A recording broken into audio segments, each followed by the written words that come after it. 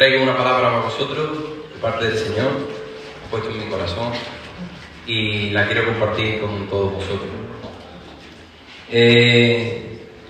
A mí me gustan estos días que han pasado. Me gusta porque hemos podido recordar de forma especial el amor que Dios tiene por nosotros. Y lo hemos podido ver en los últimos momentos, viendo especialmente los últimos momentos de la vida de nuestro Señor. De hecho, os recomiendo la última predicación que fue en Alcalá. Se titula Un encuentro con Cristo, muy interesante. Verla, escucharla. Cómo nuestro Señor Jesús hizo todo por amor a nosotros, para que encontráramos la vida, para salvarnos. Pero, tristemente, todo el mundo no comprende esto correctamente. Y esta devoción que ha habido en esta semana, esta devoción cristiana se pausa hasta las Navidades. Y en el peor de los casos, hasta el año que viene. Pero muchos de los aquí presentes no vamos a pausar esa devoción y esa fe cristiana que tenemos, porque hemos tenido un encuentro con el Cristo molido por nuestros pecados, con el Cristo resucitado, y hemos entregado nuestra vida a Él. Hemos visto su pasión, hemos visto su muerte y hemos visto su victoriosa resurrección a favor nuestro, y hemos nacido de nuevo. Y es normal que te preguntes, después de toda la Semana Santa y de todo lo que hemos visto, ¿y ahora qué? ¿Y ahora qué? Así se titula el mensaje. Y para contestar esta pregunta, tenemos el privilegio de tener la fuente de donde procede la fe, la fuente de donde proceden las instrucciones que todo cristiano necesita, sea de un día o sea de años. Ahí encontramos lo que necesitamos, la palabra de Dios. Me gusta recordar lo que dice Romanos 10:17. Dice: así que la fe viene del oír, y el oír por la palabra de Cristo. Para el buen desarrollo de todo cristiano es muy importante la fe, y esta la obtenemos de leer, de escuchar y de meditar en Cristo, de meditar en su palabra. Y respecto a la pregunta ¿y ahora qué?, es importante que nos la hagamos con el fin de explorar y crecer en la fe, de vivir de acuerdo con los propósitos enseñados por Jesús. Por eso es importante que nos hagamos esa pregunta: ¿y ahora qué? Nicodemo, un líder religioso, vino de noche buscando a Jesús, y por la contestación de Jesús y las preguntas que él hace, se deduce que venía buscando instrucciones. Y eso es lo que tenemos que hacer nosotros: ir a Jesús y preguntarle y buscar sus instrucciones. Lo que no se esperaba Nicodemo es la forma de enseñarte Jesús. Dice Juan 3:3: te digo la verdad, a menos que nazcas de nuevo no puedes ver el reino de Dios. ¿Qué quieres decir?, exclamó Nicodemo. ¿Cómo puede un hombre mayor volver al vientre de su madre y nacer de nuevo? Luego nos dicen brutos los de Benacazón, pero este era bruto también. Jesús le contestó: te digo la verdad, nadie puede entrar en el reino de Dios si no nace de agua y del Espíritu. El ser humano solo puede reproducir la vida humana, pero la vida espiritual nace del Espíritu Santo. Así que no te sorprendas cuando te digo que tienes que nacer de nuevo.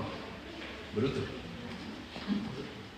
El viento sopla hacia donde quiere. De la misma manera que oyes el viento, pero no sabes de dónde viene ni a dónde va, tampoco puedes explicar cómo las personas nacen del Espíritu. Me encanta esta explicación de Jesús. Cierto, si yo fuera Nicodemo, hubiera estado allí y hubiera dicho: Señor, ¿me lo puedes repetir? Que no me he enterado de nada.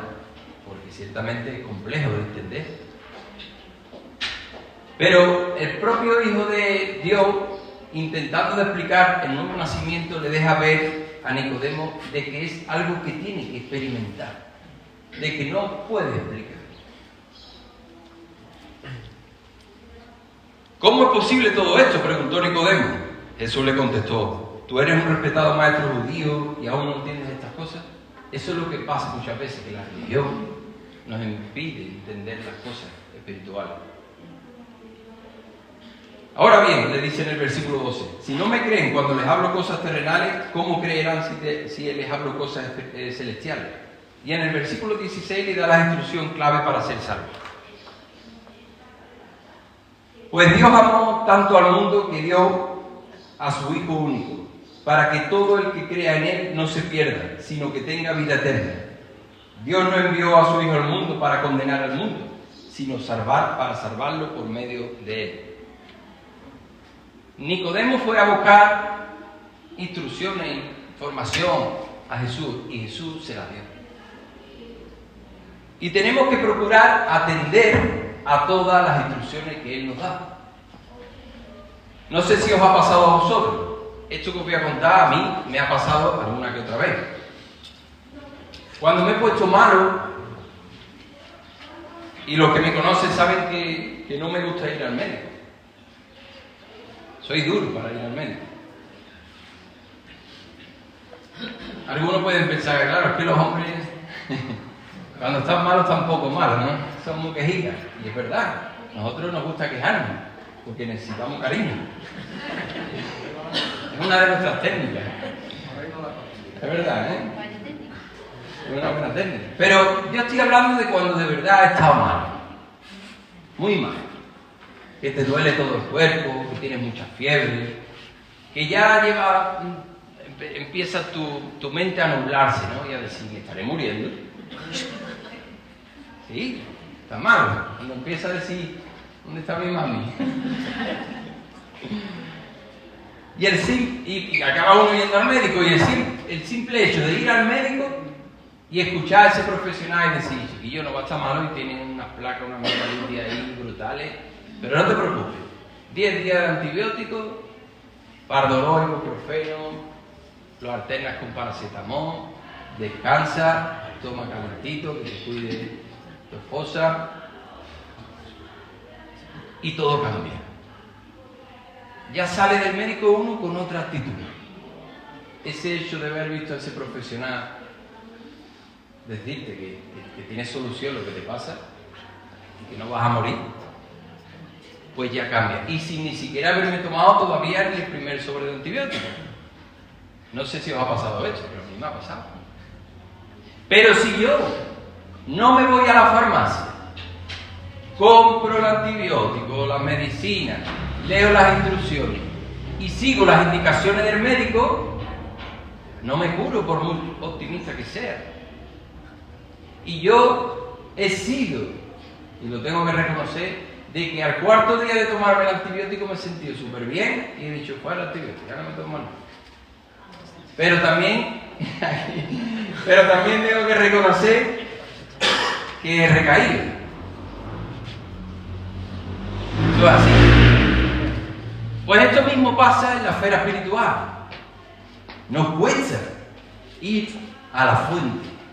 Pero cuando vamos a la fuente y vemos que la palabra de Dios en nosotros produce bien, tenemos la tendencia a descuidar las demás instrucciones. Y es importante que conozcamos todas las instrucciones para obedecerlas. Y que tengamos ese interés por conocerlas y obedecerlas. Me gustaría contar una historia que viene en la Biblia que nos habla de la palabra, del interés de las personas, los enemigos de la palabra y el poder que tiene la palabra cuando se obedece. Dice en Mateo capítulo 13, del 5 al 9, un agricultor salió a sembrar. A medida que esparcía la semilla por el campo, algunas cayeron sobre el camino, y los pájaros vinieron y se la comieron. Otras cayeron en tierra poco profunda, con roca debajo de ella. Las semillas germinaron con rapidez, porque la tierra era poco profunda. Pero pronto las plantas se marchitaron bajo el calor del sol, y como no tenían raíces profundas, murieron. Otras semillas cayeron entre espinos, los cuales crecieron y ahogaron los brotes. Pero otras semillas cayeron en tierra fértil, y produjo una cosecha que fue 30, 60 y hasta 100 veces más numerosa de lo que se había sembrado. Después de Jesús contar esta historia, dijo: el que tenga oídos para oír, que escuche y entienda. Yo no sé si os imagináis la escena. Esto era una historia común. Estaba contándosela a gente que la gran mayoría, algunos de ellos eran agricultores y sabían de eso. Pero el hecho de que Jesús le diga: el que tenga oídos para oír, que oiga y entienda, yo creo que más de uno diría: ¿este que se ha creído? Sí, los que lo conocerían dirían: sí, es carpintero. Otros dirían: sí, es un maestro, me va a venir a enseñar a los agricultores. Pero el Señor estaba viendo quién tenía verdadero interés. Porque cuando no tenemos interés es como si fuéramos sordos, como si tuviéramos las orejas de decoración, no sirven para nada. Entonces Jesús, cuando vio quién tenía interés, pues le explicó, y dice en el 18 en adelante: escuchen ahora la explicación de la parábola acerca del agricultor que salió a sembrar. Las semillas que cayeron en el camino representan a los que oyen el mensaje del reino y no lo entienden. Entonces viene el maligno y arrebata la semilla que fue sembrada en el corazón. Las semillas sobre la tierra rocosa representan a los que oyen el mensaje y de inmediato lo reciben con alegría. Pero como no tienen raíces profundas, no duran mucho. En cuanto tienen problemas o son perseguidos por creer la palabra de Dios, caen. Las semillas que cayeron entre los espinos representan a los que oyen la palabra de Dios, pero muy pronto el mensaje queda desplazado por las preocupaciones de esta vida y el atractivo de la riqueza, los placeres. Y así no se produce ningún fruto. Y las semillas que cayeron en buena tierra representan a los que de verdad oyen y entienden la palabra de Dios, los que la abrazan. Y producen una cosecha 30, 60 y hasta 100 veces más numerosa de la que se había sembrado. Esta parábola nos enseña que la semilla es la palabra de Dios. Nos enseña que los diferentes terrenos son el interés de las personas. Nos enseña el peligro que hay, los riesgos que hay, los enemigos que tiene la palabra. Y como habéis visto, ese enemigo tiene bastante interés en que nadie se salve por la palabra. Pero no solo que no se salve, sino tampoco de que ni crezca ni dé fruto. No le hace ni pizca de gracia al diablo. Y como dice en 2 de Corintios 11:4, dice: aún Satanás se disfraza como ángel de luz. Tenemos que tener presente que es astuto para hacer su trabajo. También podemos aprender de esta parábola, ya que sabemos las cosas que perjudican y no perjudican a la palabra, pues teniéndola presente, esto nos puede ayudar a usarla correctamente, no solo para nosotros, sino también para los demás. Si tienes interés, te pido que dediques un ratillo a leer esto tranquilo y a profundizar, y verás cuánto contenido interesante tiene para que comprendamos el poder de la palabra. Y hablando de obedecer instrucciones, como decía antes. En la Biblia encontramos las últimas indicaciones que el rey David le da a su hijo Salomón. La encontramos en Primera de Reyes 2, versículos 2 y 3 en adelante. Pero dice el 2 y el 3: ten valor y compórtate como un hombre, le dice David a su hijo Salomón. Cumple con los requisitos del Señor tu Dios y sigue todos sus caminos. Es importante que tengamos el hecho de obedecer todas las cosas, no unas sí y otras no. Obedece los decretos, los mandatos, las ordenanzas y las leyes que están escritas en la ley de Moisés, para que tengas éxito en todo lo que hagas y donde quieras que vayas. Y así continúa el libro, dándole el padre al hijo las indicaciones. Y todos sabemos de la vida de Salomón, que mientras siguió todas las indicaciones de su padre David y por ende las indicaciones de Dios, le fue muy bien.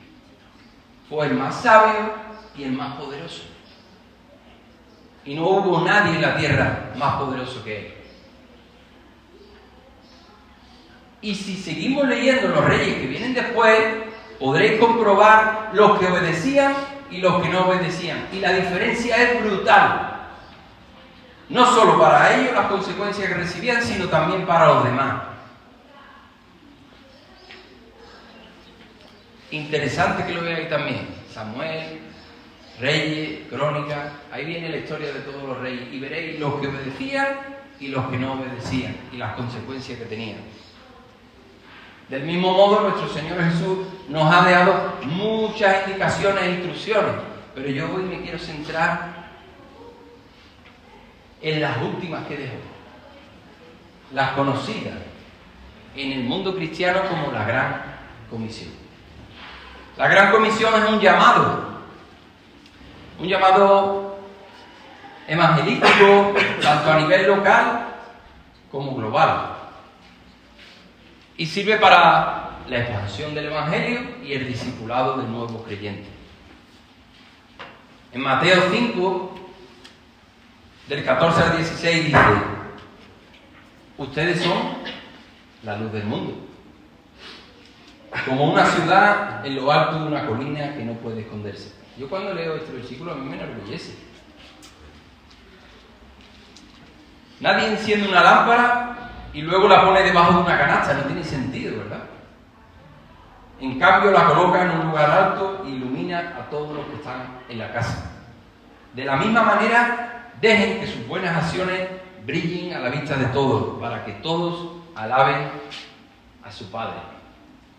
Tenemos un gran privilegio y a la misma vez una gran responsabilidad. Llevar a otros la luz que hemos recibido y permitirle que alaben como alabamos nosotros a nuestro Dios. En Mateo 10:8 dice: den tan gratuitamente como han recibido. Sabéis, los de Oreo, que este versículo lo llevamos por bandera. De hecho está allí en un cuadro en Alcalá. Tenemos que dar a otros los que hemos recibido.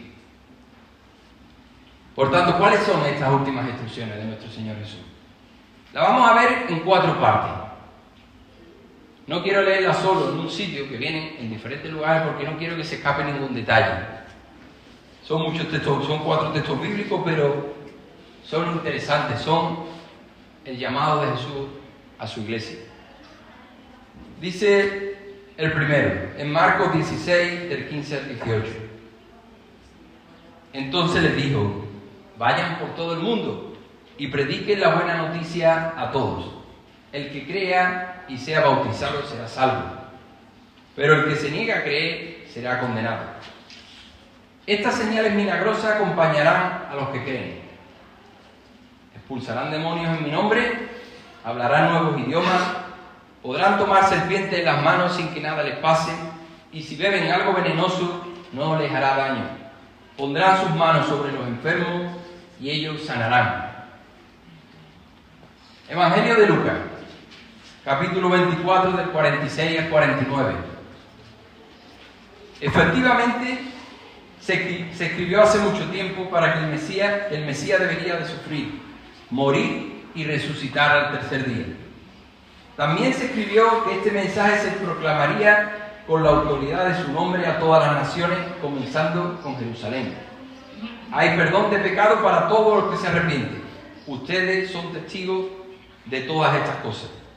Ahora enviaré el Espíritu Santo, tal como prometió mi Padre, pero quédense aquí en la ciudad hasta que el Espíritu Santo venga y los llene con poder del cielo.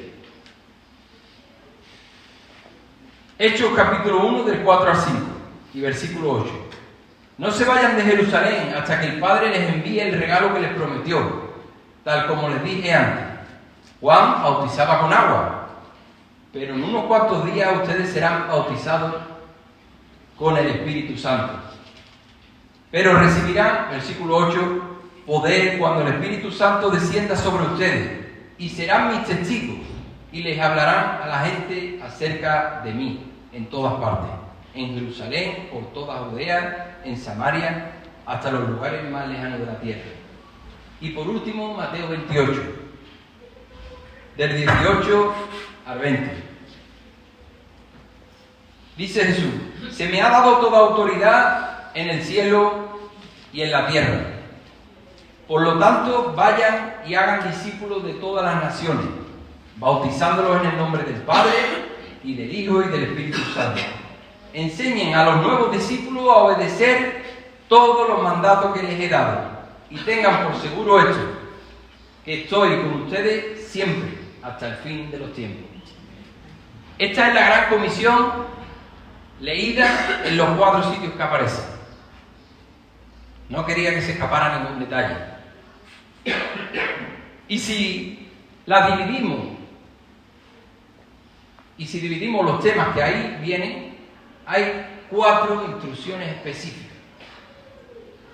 Prediquen el Evangelio a todo el mundo, sean llenos del Espíritu Santo, las siguientes señales sobrenaturales respaldarán su predicación, y hagan discípulos. Vamos a ver por encima, de forma rápida, cada una de ellas, para que entendamos un poco qué significa. La primera, predique el Evangelio a todo el mundo. No sé si recuerdas el día que conociste al Señor, si lo has conocido. Yo todavía recuerdo en casa, escuchando a mi tío Antonio, predicándonos el Evangelio. Estaba deseando de terminar para irme a mi cama, arrodillarme y entregarle mi corazón al Señor, porque había entendido el mensaje de salvación. Ese mismo efecto tendremos sobre las demás personas si compartimos este mensaje. Por eso tenemos que entender que el Evangelio son buenas noticias. ¿Y cuáles son? Lucas 24:47 dice: hay perdón de pecado para todos los que se arrepienten. Romanos 5:8 dice: pero Dios mostró el gran amor que nos tiene al enviar a Cristo a morir por nosotros cuando todavía éramos pecadores. Jesús tomó nuestro lugar en la cruz. Y en 1 de Pedro 3:18 dice: Cristo sufrió por nuestros pecados una sola vez y para siempre. Él nunca pecó, en cambio murió por los pecadores para llevarlos salvos a Dios. Estas son las buenas noticias que tenemos que comunicarle a la gente. Lo que Jesús hizo solo es efectivo cuando creemos que con su muerte somos salvos y aceptamos esa salvación.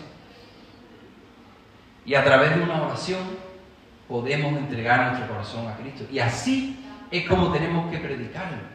De una forma sencilla, que no depende de iglesia, ni de persona, ni de religión, ni de nada. Es así de sencillo.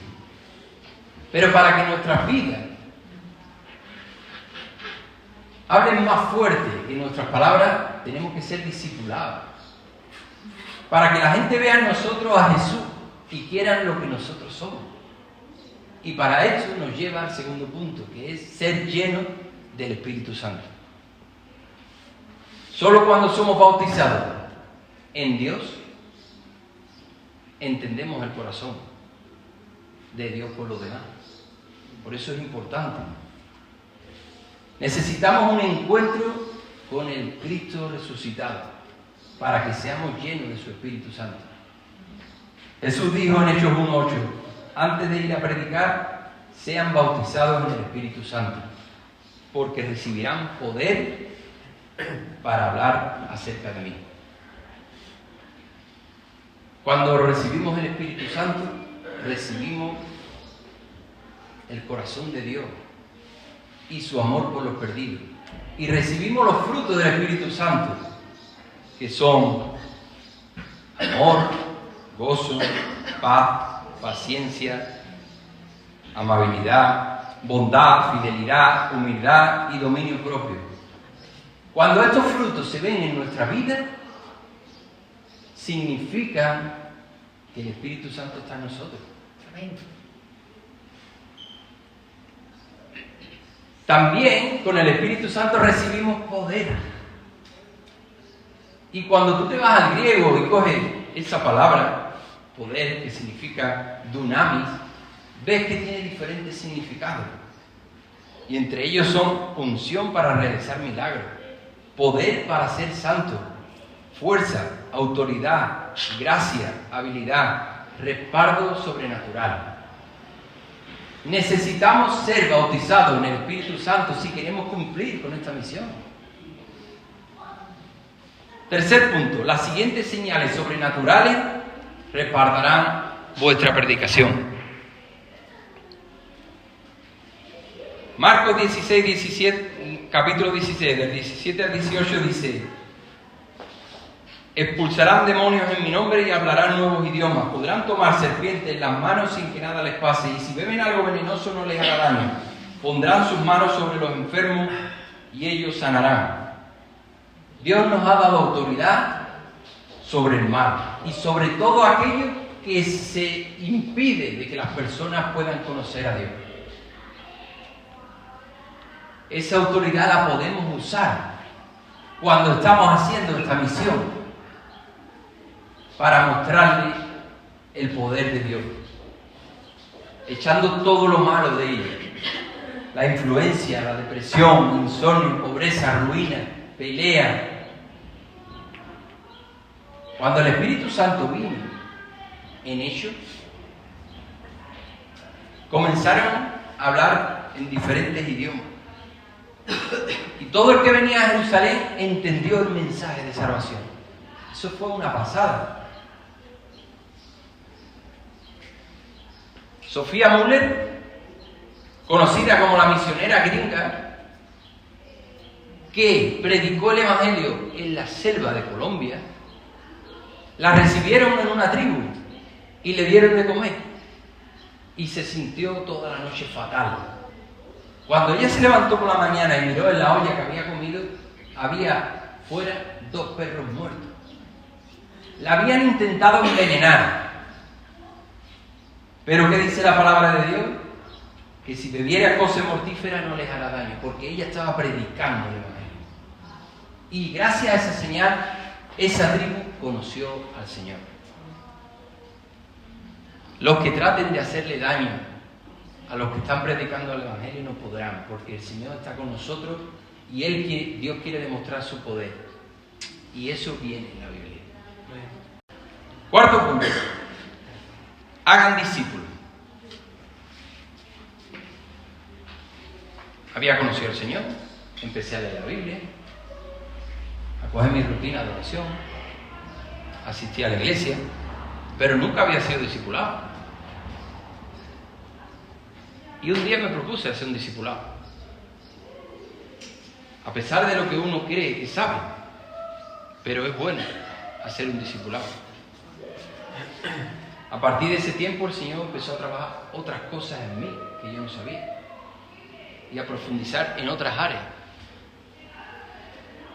Ser discipulado es dejarse formar, como el alfarero coge el barro y le da forma, pues así, porque lo entendáis. Dice Mateo 28, 19, hagan discípulos bautizándolos en el nombre del Padre, del Hijo y del Espíritu Santo. Enseñen a los nuevos discípulos a obedecer todos los mandatos que les he dado. Cuando una persona se bautiza en agua, se identifica con la muerte de Cristo y con la resurrección. Pero eso no significa que automáticamente esa persona cambie. Esto requiere un proceso, porque venga los domingos a la iglesia, no va a pasar. Y en ese proceso, que es un discipulado, que los 12 discípulos lo hicieron, se llevaron 3 años con Jesús, formándose, escuchando, mirando, viendo. Es necesario, porque esto, cuando uno es discipulado, hay muchas cosas que son sanadas dentro de uno. Por ejemplo, el ocultismo, la religiosidad, el pecado, se sanan heridas emocionales. También es sanado uno de pecados que puede tener sexuales, enfermedades y otras ataduras. Un discipulado es muy bueno. También somos discipulados cuando se nos enseña a obedecer las cosas que Jesús dijo. Filipenses 1:6 dice: y estoy seguro de que Dios, quien comenzó la buena obra en ustedes, la continuará. La continuará hasta que quede completamente terminada el día que Cristo Jesús vuelva. Y a la pregunta, ¿y ahora qué? Es nuestro deber seguir las instrucciones de Jesús. Ese es nuestro deber. Y hacer un buen uso del tiempo que tenemos, que eso es un regalazo. A no ser que conozcas al Señor como le pasó al que estaba clavado en la cruz con él. Si te pasa eso, pues no puedes hacer otra cosa. Lucas 23:42. Jesús, acuérdate de mí cuando vengas en tu reino. Estaba clavado la criatura, igual que él. Te aseguro que hoy estarás conmigo en el paraíso. Y vas a morir. Pero tú y yo tenemos tiempo. Dios nos permite estar aquí. Y podemos permitir que Cristo sea formado en nosotros, como dice en Gálatas 4:19, y compartir con otros lo que en nuestra vida está pasando. Y eso es un privilegio que le hubiera gustado tener al que estaba ahí en la cruz y tener otra oportunidad más, pero no pudo. No podemos decir egoístamente que lo haga otro. No podemos decir eso. Dice en Santiago 4:17, recuerden que es pecado saber lo que se debe hacer y luego no hacerlo. Esto se llama pecado de omisión.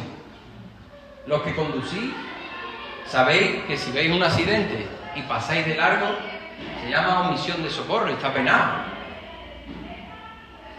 Nosotros en esta vida no podemos pasar de largo. Tenemos algo muy grande que ha sucedido en nuestra vida y tenemos que compartirlo. La obediencia es la mayor muestra de nuestra salvación y de que Jesús vive en nuestros corazones. Y esto lo vemos en 1 de Juan, capítulo 2, del 3 al 6. Dice, podemos estar seguros de que conocemos a Dios si obedecemos sus mandamientos. Si alguien afirma, yo conozco a Dios, pero no obedece los mandamientos de Dios, es un mentiroso. Y no vive la verdad en él. Pero los que obedecen a la palabra de Dios demuestran verdaderamente cuánto lo aman. Así es como sabemos que vivimos en él. Los que dicen que viven en Dios deben vivir como Jesús vivió. Es así. Qué bonito va a ser ese día cuando escuchemos de boca de nuestro Señor Jesús, vengan ustedes, que son benditos de mi Padre, hereden el reino preparado para ustedes desde la creación del mundo.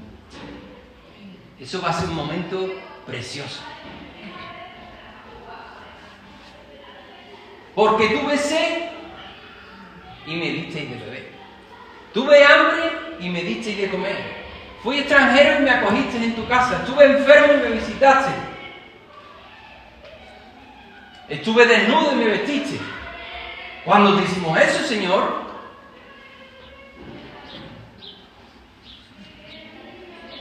Cuando hicieron alguna de estas cosas al más insignificante de estos mis hermanos, me lo hicieron a mí. Otro motivo más para hacer la voluntad de Dios. Ahora ya no lo hacemos porque Dios nos lo pide, sino también porque lo hacemos para Él. Es un privilegio servir al Señor. Y yo os invito a considerar estas cosas. Espero no ser haber sido un tostón, pero quería comunicar esto que pasa después de que Jesús resucita, que nos manda. Y tenemos que atender a esto. En una actitud de oración, si has entendido y has tenido oído para oír y comprender, dile al Señor, aquí estoy.